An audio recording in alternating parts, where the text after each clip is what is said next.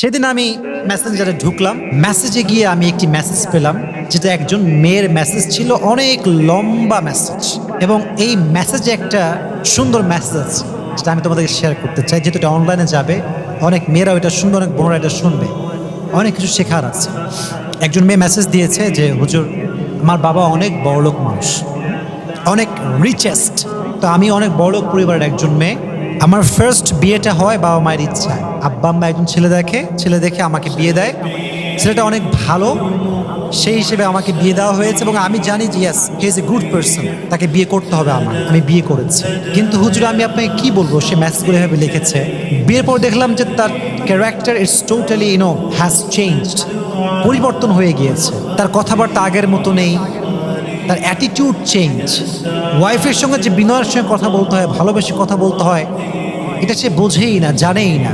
আমি অনেক ছোট ছিলাম সে সময়ের কথা, তো আমি কিছু বুঝতাম না যে আসলে স্বামী এরকম কেন করে। একটু বড় হওয়ার পরে বুঝতে পারলাম ছেলেটা আসলে আমাকে বিয়ে করে নাই, আমার বাবার টাকাকে বিয়ে করছে। সে আমার সঙ্গে বিয়ে বসে নাই, টাকার সঙ্গে বিয়ে বসেছে। তো আমার আব্বা এরই মাঝে, মানে এই বিয়ের মাঝেই তাকে এত কিছু দিয়েছে যে তাকে আর ডান বাম তাকাতে হবে না। তো সে আমাকে পরোয়া করে না।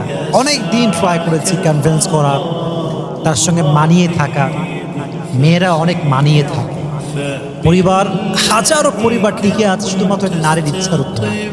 নারী সবসময় বলে সরি, সবসময় মাথা থেকে নিচের দিকে, অলওয়েজ মাফ চেয়ে চলে, তাই পরিবারটা টিকে আছে। না, কিছু স্বামী এত খারাপ, নারী যদি ধৈর্যশীল না হতো, লক্ষ লক্ষ পরিবারে আজকে ডিভোর্স হয়ে যেত। ঠিক না বলেন? তারা সবর করে থাকে বলে অনেক পরিবার টিকে আছে।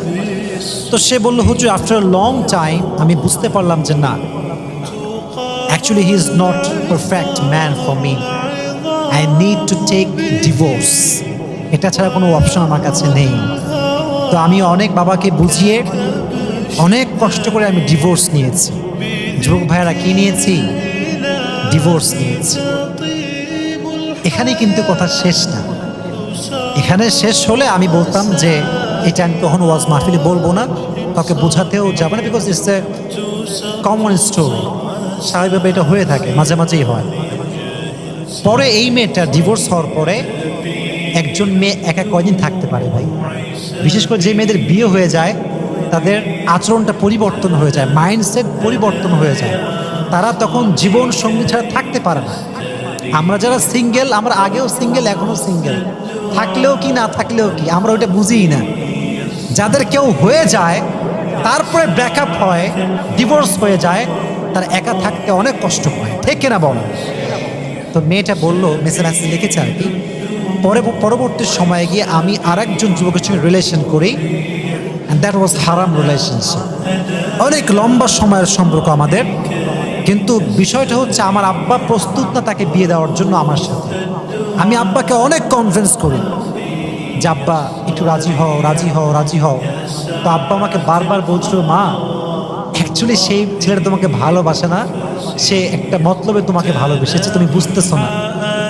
কিন্তু আমি, হুজুর, বুঝি নাই। আমি আব্বা আম্মার বিরুদ্ধে গিয়ে কোর্টে গিয়ে বিয়ে করছি, আব্বা আম্মার এগেইনস্টে গিয়ে।